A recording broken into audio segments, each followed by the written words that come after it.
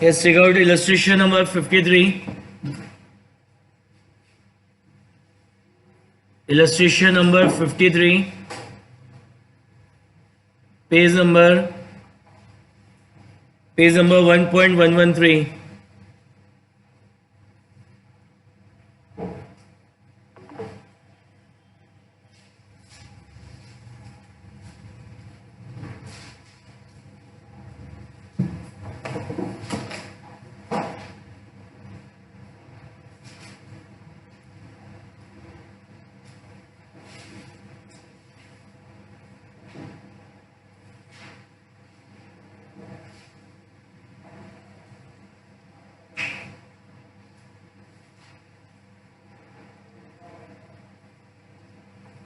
ये क्या कह रहे हैं?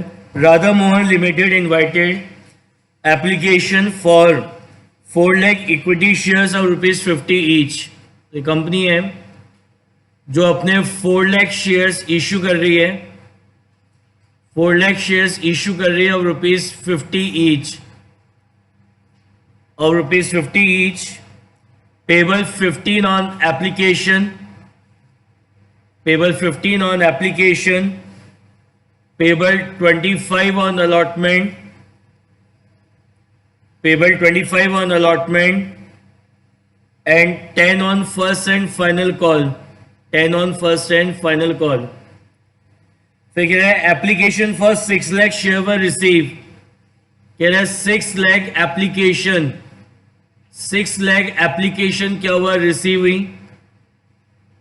And pro rata allotment was made to all the applicants on the following basis.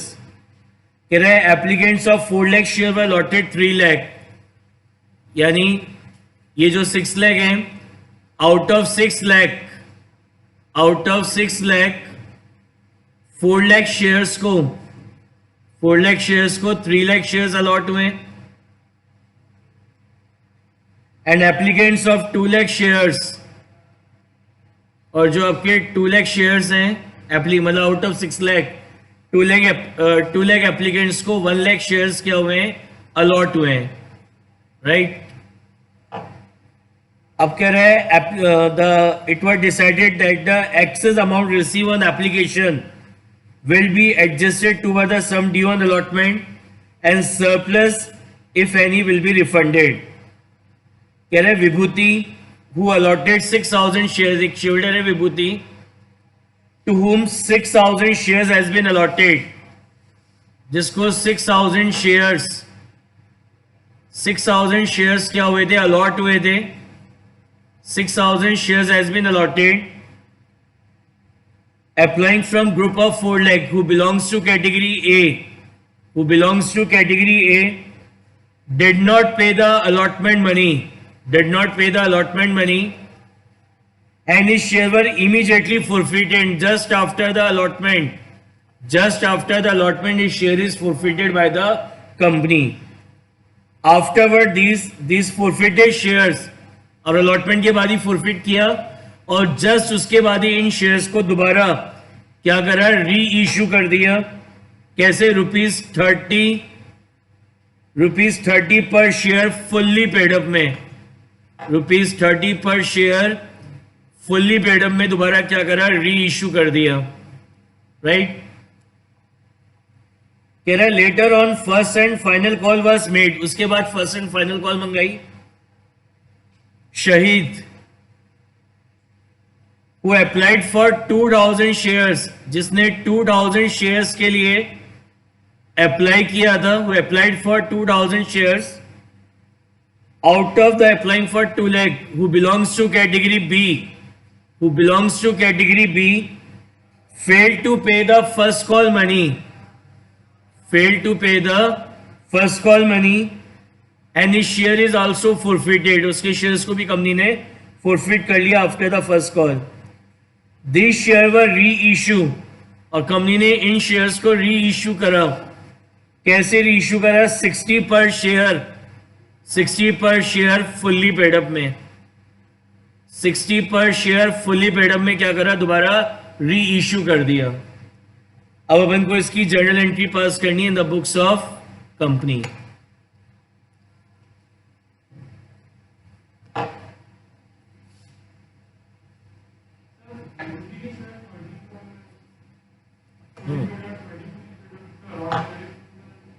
री इशू करें, री इशू। नहीं, फुल्ली पेडअप है ना, फाइनल मंगा लिया, तो अब इससे फर्स्ट कॉल नहीं मंगाएंगे क्योंकि फुल्ली पेडअप है वो। फुल्ली पेडअप का मतलब होता है बस फाइनली इतना मंगा लिया। हाँ, जब प्रो रेटा अलॉटमेंट होता है।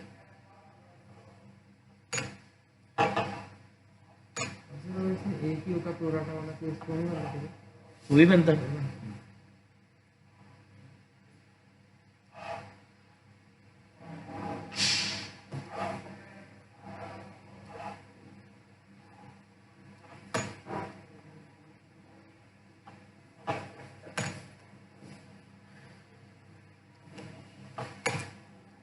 देखिए, right first entry for application money receive, right first entry for application money receive.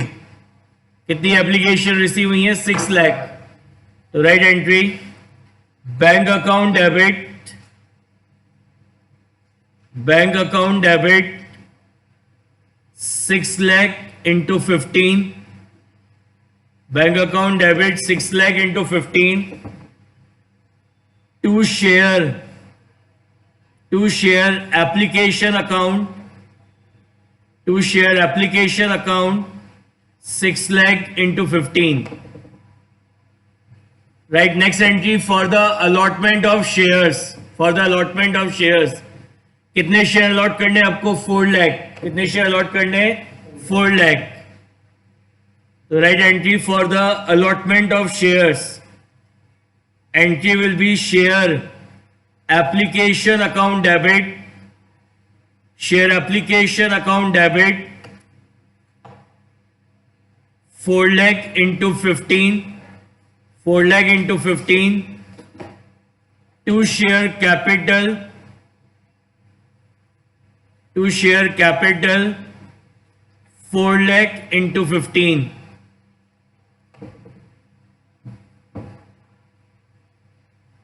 Right, next entry for allotment money due, entry will be share allotment account debit, share allotment account debit 4 lakh into 25, allotment money is 25 per share, so 4 lakh into 25 to share capital, to share capital account 4 lakh into 25, 4 lakh into 25. अब next entry होनी थी for allotment money receive, लेकिन क्या हुआ? 4 lakh share issue करने थे, 6 lakh application आ गई, तो 2 लाख एप्लीकेशन क्या हुआ? एक्सेस में रिसीव हो गई। तो ये जो 2 लाख एप्लीकेशन एक्सेस में रिसीव हुई है, तो इसका ये जो एक्सेस एप्लीकेशन मनी है, इसको आपने कहाँ एडजस्ट करा? इसमें से कितना अलॉटमेंट पे किया है, कितना फर्स्ट कॉल पे किया और कितना रिफंड करा है, तो उसकी एडजस्टमेंट एंट्री पास करनी है। और उस एडजस्टमेंट एंट्री के लिए अपन ये क्या बनाएंगे? Working note. फर्स्ट कॉलम क्या बताया था, क्या होता है? Total application, total application money receive, total application money receive. Next column is adjusted on application, adjusted on application rupees 15. Next column is adjusted on allotment, adjusted on allotment rupees 25. फिर next column is adjusted on first call, adjusted on first call rupees 10, and last column is refund. Right, दो category है, category A और category B. पहले अपन बात करते हैं category A की। तो इन कैटेगरी ए कितनी एप्लीकेशन आई है? 4 लाख। 4 लाख एप्लीकेशन रिसीव हुई in category A, and application money is 15 पर शेयर। एप्लीकेशन मनी इज 15 पर शेयर। कितना हो गया? 60 लाख रुपीस हो गए। कितने शेयर अलॉट हुए in category A? 3 lakh shares allot हुए हैं। सो 3 लाख इंटू 15, कितने हो गए? 45 लाख हो गए। तो 60 लाख आए थे, 60 में से 45 लाख तो आपने एडजस्ट कर दिए कहाँ पे? एप्लीकेशन पे। अभी भी बचा है रिमेनिंग कितना? सरप्लस कितना बचा? 15 लाख रुपीज अभी सरप्लस बचा है।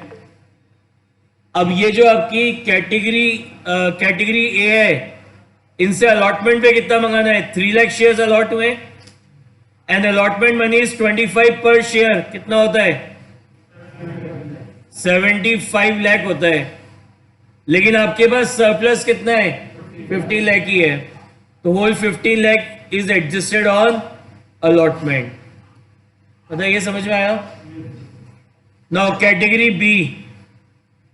कैटेगरी बी कितनी एप्लीकेशन आई है? 2 लाख। सो 2 लाख इंटू 15 कितने आए? 30 लाख रुपीज आए। कितने शेयर्स अलॉट हुए? 1 लाख। सो 1 लाख इंटू 15 यानी 15 लाख रुपीज आपका एडजस्ट हो गया एप्लीकेशन पे। तो आउट ऑफ 30 15 लाख आपका एडजस्ट हो गया एप्लीकेशन पे। तो बाकी रिमेनिंग कितना बचा? 15 लाख आपका सरप्लस बचा है यहाँ पे। अब इन कैटेगरी बी से अलॉटमेंट पे कितना मंगाना है? कैटेगरी बी से 1 लाख शेयर्स अलॉट करें एंड अलॉटमेंट मनी इज 25 पर शेयर। कितना मंगाना है? 25 लाख रुपीज मंगाने हैं। बट आपके पास सरप्लस अमाउंट कितना है? 15 लाख ही है। तो whole 15 lakh rupees is adjusted on allotment. तो आगे फर्स्ट कॉल पे नहीं होगा, ना कोई अमाउंट आपका रिफंड होगा। यानी जो एक्सेस एप्लीकेशन मनी आपको रिसीव हुआ है,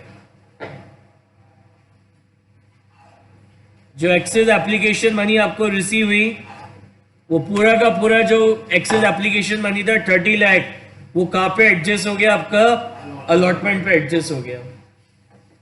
तो अब यहां पे एंट्री पास होगी, एडजस्टमेंट एंट्री। कैसे पास करने हैं? Share application account debit. किससे डेबिट करते हैं? जो एक्सेस एप्लीकेशन मनी आई है। कितना एक्सेस एप्लीकेशन आया? 2 लाख। तो 2 लाख इंटू एप्लीकेशन मनी कितना है? 15 पर शेयर। तो आपके पास 30 लाख रुपीज सरप्लस आया था। क्या करा 30 लाख का? Whole 30 lakh is adjusted on allotment. तो 2 शेयर अलॉटमेंट कितना हो गया? 30 लाख। समझ में आ गई बात? क्लियर?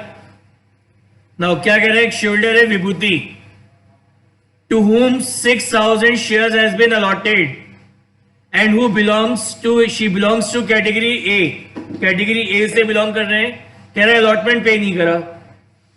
लेकिन आप वर्किंग नोट में क्या देख रहे हैं कि कैटेगरी A का ऑलरेडी कुछ अमाउंट अलॉटमेंट पे आ चुका है। यानी जो शेयरहोल्डर है विभूति, जिसको 6,000 शेयर्स आपने अलॉट करे, इसका भी कुछ अमाउंट ऑलरेडी अलॉटमेंट पे आपको रिसीव हो गया होगा। यानी बाकी का जो बैलेंस अमाउंट है वो इसने पे नहीं करा विभूति ने। दैट्स व्हाई यहां क्वेश्चन में लिखा है कि इसने अलॉटमेंट नहीं दिया। तो बात आती है विभूति का कितना अमाउंट अलॉटमेंट पे आ गया और कितना नहीं आया, वो कैसे कैलकुलेट करें? तो उसके लिए क्या करना पड़ेगा? क्या दे रखे हैं? अलॉटेड शेयर्स दे रखे हैं। क्या निकालोगे इसके? Number of share applied. कौन सी कैटेगरी से बिलोंग करिए? She belongs to category A. तो आप क्या निकालोगे इसके? Number of share applied. कल बताया था अप्लाइड शेयर हमेशा एक्सेस में निकलते हैं। तो कैटेगरी ए से बिलोंग कर रही है, तो कैटेगरी ए का डेटा लेना है। बड़ा अमाउंट, बिग अमाउंट कितना है आपका? 4 लाख कैटेगरी ए में, डिवाइड बाय स्मॉल अमाउंट कितना है? 3 lakh, multiply by number of share allotted. कितने अलॉट हुए? 6,000। कितने आएंगे? यानी ये जो विभूति है, इसने कितने शेयर्स के लिए? 8,000 शेयर्स के लिए अप्लाई किया था। शी अप्लाइड फॉर 8,000 शेयर्स और कंपनी ने उसको अलॉट कितने करे? 6,000 शेयर्स उसको अलॉट करें। तो जब इसने 8,000 शेयर्स के लिए अप्लाई किया था, तो एप्लीकेशन मनी 15 पर शेयर कितना होता है? 1,20,000 होते हैं। 1,20,000 इसने कंपनी को पे करे होंगे। इस कंपनी ने कितने शेयर्स इसको अलॉट करें? 6,000 शेयर्स कंपनी ने अलॉट करें। तो 6,000 इंटू 15 के हिसाब से कितना हुआ? 90,000. यानी out of this 1,20,000 90,000 is adjusted on application. बाकी रिमेनिंग कितना बचा? तो this 30,000 rupees is adjusted on allotment. यानी ये जो शेयर होल्डर है विभूति, इसका अलॉटमेंट पे 30,000 रुपीज एडवांस में आ चुका है. 30,000 क्या आ गया? एडवांस में आ चुका. अब इससे अलॉटमेंट पे कितना मंगाना था? कितने शेयर्स अलॉट हुए थे? 6,000 शेयर्स अलॉट हुए थे. एंड अलॉटमेंट मनी इज 25 पर शेयर. कितना होता है? 1,50,000 होते हैं. तो 1,50,000 मंगाना था. तो आउट ऑफ 1,50,000 हमें एडवांस में कितना मिल गया था? इसका 30,000 रुपीज ऑलरेडी एडवांस में आ गया था हमारे पास. तो बाकी रिमेनिंग बैलेंस कितना बचा? तो इस विभूति से बैलेंस अमाउंट लेना था कितना? 1,20,000 लेना था बैलेंस अमाउंट. ये इसने पे नहीं करा है. ये जो बैलेंस अमाउंट बचा है 1,20,000, ये विभूति ने पे नहीं करा. दैट्स वाई यहाँ क्वेश्चन में लिखा है कि इसने अलॉटमेंट मनी नहीं दिया है. समझ में आई क्या बात? अब अलॉटमेंट पे कितना अमाउंट आपको रिसीव होगा? टोटल 4 लाख शेयर इश्यू हुए थे. अलॉटमेंट मनी इज 25 पर शेयर. कितना होता है? 1 करोड़. सही लिखा है. इसमें से लेस रिसीव इन एडवांस. कितना एडवांस में आ गया? 30 लाख रुपीज आपको एडवांस में मिल गए. तो out of 1 crore 30 lakh rupees आपको एडवांस में मिल गए. तो बैलेंस कितना बचा? बैलेंस आपका बचा कितना? 70 लाख. और ये जो बैलेंस आपका 70 लाख बचा है, इसमें से कितना अमाउंट आपको रिसीव नहीं हुआ? Less amount not receive. कितना अमाउंट रिसीव नहीं हुआ है? 1,20,000 आपको रिसीव नहीं हुए. तो यानी जो अमाउंट आपको अलॉटमेंट पे रिसीव हुआ कितना हो गया? 68 लाख 80,000. ये अमाउंट आपको क्या हुआ है? अलॉटमेंट पे रिसीव हुआ है. समझ में आई बात? लिखिए एंट्री अलॉटमेंट मनी रिसीव करने की. तो एंट्री होगी bank account debit 68,80,000 to share allotment 68,80,000. Right. Next entry करेंगे क्या? Just after the allotment. ये जो विभूति है इसके शेयर्स कंपनी ने फॉरफिट कर लिए हैं. क्या बताया था? फॉरफीचर में क्या होता है कि सामने वाले शेयर होल्डर को जितने भी नंबर ऑफ शेयर्स अलॉट होते हैं कंपनी उन सबको कैंसिल कर देती है. तो इससे कंपनी की शेयर कैपिटल रिड्यूस हो जाती है. And capital is a liability. और लायबिलिटी जब रिड्यूस होती है तो उसको हम डेबिट करते हैं. तो यानी जब भी आपके शेयर्स फॉरफिट होंगे तो शेयर कैपिटल अकाउंट हमेशा क्या होगा? डेबिट होगा. तो शेयर कैपिटल अकाउंट डेबिट होगा. और क्या बताया था? Share at the time of forfeiture share capital account debit होता है and it is debited bye called up capital. कितनी है कॉल्ड अप कैपिटल? अभी कंपनी ने क्या मंगाया? केवल एप्लीकेशन अलॉटमेंट ही तो मंगाया है, फर्स्ट कॉल नहीं मंगाया. तो कॉल्ड अप कैपिटल का मतलब होता है टोटल कैपिटल में से क्या जो अमाउंट कंपनी ने कॉल्ड कर लिया है. तो कितना हो गया ये आपका? 40 रुपीज. क्रेडिट क्या करेंगे? कॉल्ड अप में से जो अमाउंट पे नहीं करा. तो क्या पे नहीं करा? इससे अलॉटमेंट टू शेयर अलॉटमेंट पे कितना पे नहीं करा? 1,20,000. अलॉटमेंट पे कितना पे नहीं करा? 1,20,000. एंड टू शेयर फॉरफीचर में क्या होगा? जो भी कैपिटल अमाउंट आपको रिसीव होगा वो आप फॉरफिट कर लेंगे. तो 90,000 ये और 30,000 ये. तो 90 और 30 कितना होता है? 1,20,000 इसके फॉरफिट हो जाएंगे. राइट. नीचे क्वेश्चन में कहा नहीं है आपसे कि इसको ओपन करके करना है. हाँ, मैं क्या कह रहा हूं, क्वेश्चन में नीचे लिखा नहीं है कि कॉल से नियर अकाउंट ओपन करो. तो ये आपकी इच्छा पे है कि विद ओपन करके करो या विदाउट ओपन करके करो. ठीक है. नहीं, मैंने ऐसा कुछ नहीं बोला था। मैंने आपको ये बोला था कि अगर अलॉटमेंट मनी एडवांस में रिसीव होता है तो उसके लिए कॉल्स इन एडवांस अकाउंट नहीं आता। मैंने वो बोला था, कॉल्स इन एरिया के लिए नहीं बोला था। मैंने ये बोला था कि अगर आपको अलॉटमेंट मनी, जैसे यार 30 लाख मिल गया अलॉटमेंट मनी एडवांस में, तो उसके लिए 2 calls in advance account credit नहीं करना, जो किया था ना ये 2 शेयर अलॉटमेंट, इसकी जगह 2 कॉल्स इन एडवांस नहीं लिखना। मैंने ये बताया था आपको। Okay, done. अभी कह रहा है कि जस्ट ये फोरफिट करने के बाद अभी इसके शेयर्स को रीइश्यू भी कर दिया। अब शेयर को कैसे रीइश्यू करा है? 30 पर शेयर फुल्ली पेड अप। अब फुल्ली पेड अप का मतलब क्या बताया था? कि जो मंगाना था वो मंगा लिया, अब आगे और फ्यूचर में कुछ नहीं मंगाएंगे। तो face value of the share is 50 के शेयर को 30 में रीइश्यू करा है, यानी 20 रुपीज का क्या हो गया? डिस्काउंट हो गया। क्या दिया है? डिस्काउंट। तो क्या एंट्री होगी रीइश्यू की? Bank account debit 6000 into 30, share forfeiture account debit 6000 into 20, to share capital 6000 into 50। अब आपने इन फोरफिटेड शेयर्स को रीइश्यू कर दिया, तो क्या बताया था? जो फोरफिटेड शेयर्स आप रीइश्यू करते हैं उनका फोरफीचर में अगर कोई बैलेंस बचता है तो that balance amount is transfer to capital reserve, right. Capital reserve में कितना अमाउंट जाएगा उसका फॉर्मूला बताया था। क्या था formula? Amount credited to share forfeiture, कितना क्रेडिट किया है? 1,20,000 divided by number of share forfeit, कितने शेयर फोरफिट करें? 6000 multiply by number of share reissue 6000 और माइनस क्या करेंगे? Discount on reissue. कितना डिस्काउंट है? ये कितना होता है? 1,20,000 होता है, 0 आएगा। आप सॉल्यूशन में देख रहे होंगे कि एंट्री नहीं करिए फोरफीचर से कैपिटल रिजर्व की, वो इसलिए नहीं करी क्योंकि अमाउंट 0 हो गया।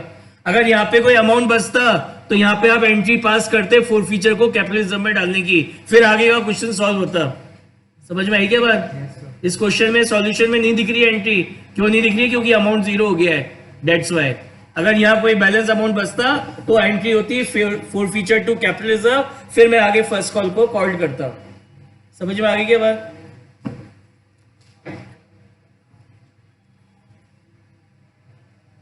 अब आप करेंगे फर्स्ट कॉल को ड्यू। फर्स्ट कॉल ड्यू होगी, एंट्री पास होगी share first call account debit. अच्छा, लिखिए share first call account debit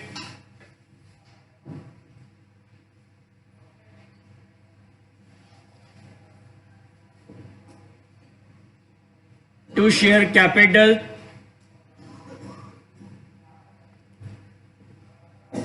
अब जरा देखना इधर, 4 लाख थे ना, तो ये 6000 से तो मंगाना ही नहीं है। 3,94,000। तो 4 लाख में से 6000 से तो मंगाने नहीं है ना फर्स्ट कॉल, क्योंकि उनको तो रीइश्यू कर दिए थे, उनसे कुछ नहीं मंगाने। तो बाकी कितने बच गए रिमेनिंग? 3,94,000 इनसे मंगाना है फर्स्ट कॉल। तो फर्स्ट कॉल आप ड्यू करेंगे first call account debit 3,94,000 into 10, 3,94,000 into 10। समझ में आएगी इसको? 3,94,000 से क्यों किया? इसको फुल अमाउंट से अगर ड्यू कर देते तो क्या होता? कंपनी की शेयर कैपिटल सोचो, यहाँ पे आप 4 लाख इंटू 10 कर देते, और ये कैपिटल जब आपने रीइश्यू किया था ये 6,000 टू 50 से कैपिटल को ऑलरेडी क्रेडिट कर रखा था, तो ज्यादा अमाउंट से क्रेडिट हो जाती है कैपिटल। तो इसलिए पता है कि 6,000 का आ चुका, यानी जब मैं फर्स्ट कॉल ड्यू कर रहा था पता था ना, ऑलरेडी पता था मेरे को एडवांस में आ चुका इनसे, तो इसलिए इसको ड्यू भी नहीं करा। अब फर्स्ट कॉल रिसीव करेंगे तो कह रहे एक शोल्डर है, क्या नाम है इसका? शाहिद, जिसने 2000 शेयर्स के लिए अप्लाई किया था, who belongs to category B. कह रहे फर्स्ट कॉल पे नहीं करा, तो जो शेयर इसको अलॉट हुए होंगे उसका ही नहीं दिया होगा ना फर्स्ट कॉल। तो यहाँ पे अप्लाइड दे रखे, क्या निकालोगे इसके? Number of share allotted. Question में कह रहा है ही बिलोंग्स टू कैटेगरी बी, क्या निकालने? अलॉटेड। तो अलॉटेड हमेशा कम निकलेंगे, ऊपर छोटा है। तो स्मॉल अमाउंट कितना है बी कैटेगरी में? 1 लाख। अपॉन बिग अमाउंट कितना है 2 lakh into 2000 multiply by number of shares applied, कितने शेयर्स के लिए अप्लाई किया था 2000 2000, कितने हो गए, यानी इसको 1000 शेयर्स क्या हुए थे, अलॉट हुए थे, राइट। तो आउट ऑफ 3,94,000 एक shareholder Shahid to whom 1000 shares has been allotted fail to pay the first call, यानी फर्स्ट कॉल आपको रिसीव होगा किससे, 3,93,000 शेयरहोल्डर से आपको फर्स्ट कॉल मनी क्या होगा, रिसीव होगा। 84 ये सब तो शेयर है, अमाउंट नहीं है। ठीक है, तो लिखिए एंट्री, लिखिए bank account debit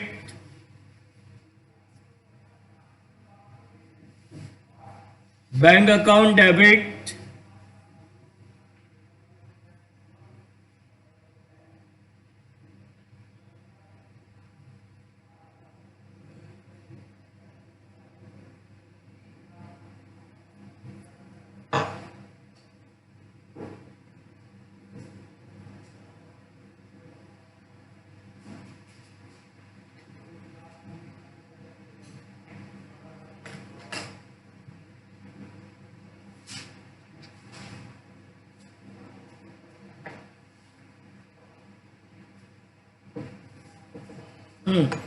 bank account debit 3,93,000 into 10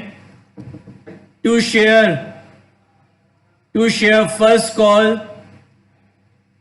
3,93,000 into 10, right.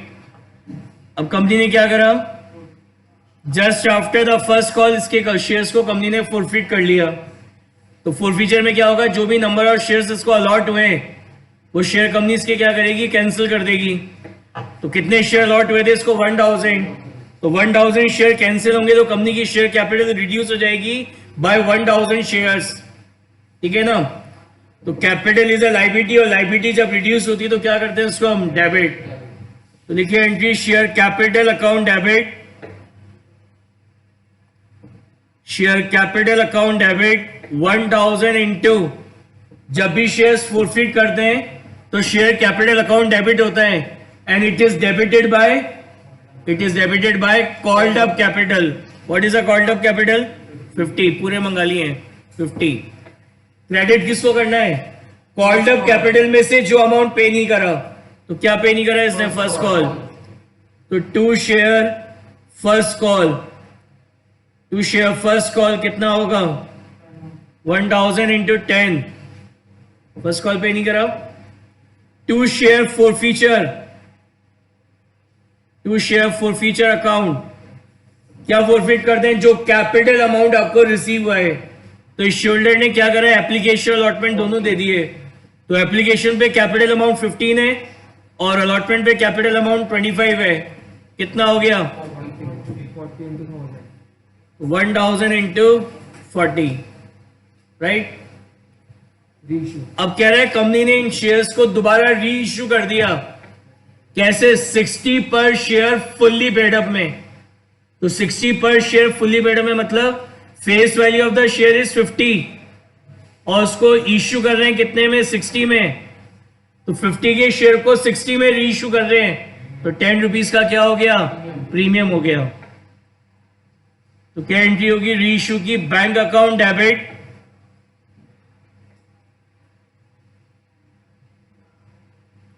Bank account debit 1000 into 60 to share capital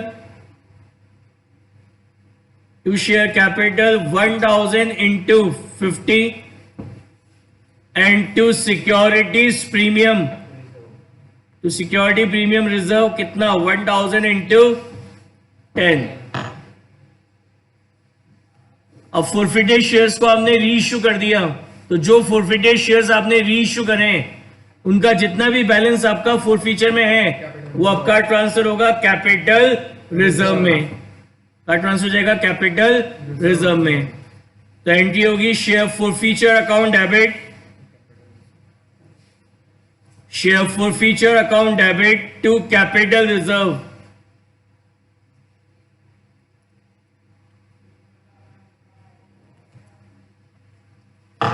कैसे निकालेंगे? Amount credited to share forfeiture, कितना क्रेडिट किया था? 40,000 1000 into 40 that is 40,000 divided by number of share forfeit, कितना forfeit किया है? 1000 multiply by number of share reissue, कितने share reissue कर दिए? 1000 और माइनस क्या करते हैं इसमें से? डिस्काउंट ऑन री इश्यू, तो री इश्यू पे कोई डिस्काउंट नहीं था, जीरो। कितना आएगा ये? 40,000 40,000। तो share forfeiture to capital reserve कितना आ जाएगा? 40,000। समझ में आई बात? अब इसमें से जैसे एमसीक्यू क्वेश्चन है, बहुत सारे बन सकते हैं। पहला क्वेश्चन बनेगा कि बताओ एप्लीकेशन मनी कितना रिसीव हुआ, तो कितना एप्लीकेशन मनी रिसीव हुआ? ये 6,000 इंटू 15। सेकेंड क्वेश्चन बताओ कहाँ जो एक्सेस एप्लीकेशन मनी था उसको कहाँ पे एडजस्ट करा, तो एक्सेस एप्लीकेशन मनी कहाँ एडजस्ट करा? अलॉटमेंट पे एडजस्ट करा, कितना? 30 लाख। उसके बाद फिर आपसे पूछेगा बताओ अलॉटमेंट पे कितना अमाउंट रिसीव हुआ? 68,80,000 रिसीव हुआ। फिर वो आपसे पूछेगा कि जब विभूति के शेयर्स फॉरफिट करे तो फॉरफीचर में कितना अमाउंट क्रेडिट किया, तो आंसर कितना क्रेडिट किया? कहाँ गया? 1,20,000 क्रेडिट किया। फिर वो आपसे पूछेगा फर्स्ट कॉल को कितने से ड्यू करेंगे, तो 3,94,000 इंटू 10 इससे करेंगे। फिर फर्स्ट कॉल पे कितना अमाउंट रिसीव हुआ। फिर जब ये शाहिद के शेयर्स फॉरफिट करे तो फॉरफीचर में कितना अमाउंट क्रेडिट किया, और फिर फॉरफीचर से कितना बैलेंस कैपिटल रिजर्व में गया। अब इसमें एक और इंपॉर्टेंट क्वेश्चन पूछ सकता है कि बताओ शेयर कैपिटल अकाउंट का कितना बैलेंस है, शेयर कैपिटल अकाउंट का कितना बैलेंस है। दो तरीके हैं, एक तो अकाउंटिंग, उससे मैं अगर बात करूं तो जहां जहां ये शेयर कैपिटल अकाउंट क्रेडिट करा है उसको ऐड करो, और जो डेबिट करा है वो माइनस कर दो, तो बैलेंस आ जाएगा आपके शेयर कैपिटल अकाउंट का। एक शॉर्टकट तरीका और है क्या कि जैसे सबसे पहले अपन ने 4 लाख शेयर इश्यू किए थे, फिर उसमें से 6,000 शेयर्स को फॉरफिट करा, तो शेयर कम हो गए 6,000 से। फिर 6,000 को दोबारा री इश्यू कर दिया तो वापस बढ़ गए। फिर हमने 1,000 शेयर्स को क्या करा? फॉरफिट करा, तो वापस शेयर 1,000 से कम हुए, लेकिन 1,000 दोबारा री इश्यू हो गए, यानी अल्टीमेटली वही हो गए 4 लाख। और अभी कंपनी ने पूरा 50 रुपीज मंगा लिया है, तो 4 लाख इंटू 50 ये आपके शेयर कैपिटल अकाउंट का बैलेंस है। ठीक है ना? अगर सपोज करो जैसे यहाँ पे 1,000 शेयर्स फॉरफिट करे और वो रीइश्यू अगर 500 ही करता तो यहाँ पे क्या होता है? ये 500 होते, तो शेयर कैपिटल कितनी रह जाती? 3,99,500 इंटू 50, ये आपकी शेयर कैपिटल का बैलेंस होता है। तो ये इंपॉर्टेंट क्वेश्चन है, वो एग्जाम में आपसे पूछ सकता है, जैसे पूरा क्वेश्चन आपसे बना के दे देगा, इतना बड़ा क्वेश्चन। अब पूछेगा केवल क्या कि बताओ शेयर कैपिटल का कितना बैलेंस है, तो कोई जरूरत नहीं है पूरा क्वेश्चन सॉल्व करने की। एमसीक्यू में आप इस तरीके से निकाल लेंगे कि 4 लाख शेयर इश्यू हुए थे, जो फॉरफिट करे वो माइनस कर दो, और फिर जो दोबारा रीइश्यू हो गए दोबारा ऐड कर दो, तो आपका शेयर्स आ जाएंगे। उसको मल्टीप्लाई कर दो किससे? जो अमाउंट अभी कॉल्ड अप है, जो भी मंगाया है उससे मल्टीप्लाई कर दो, तो आपके शेयर कैपिटल अकाउंट का बैलेंस आ जाएगा। वो बैलेंस शीट में शो होंगे, बैलेंस शीट में उनका बैलेंस शो होगा एज अ शेयर फॉरफीचर। ठीक है, समझ में आया?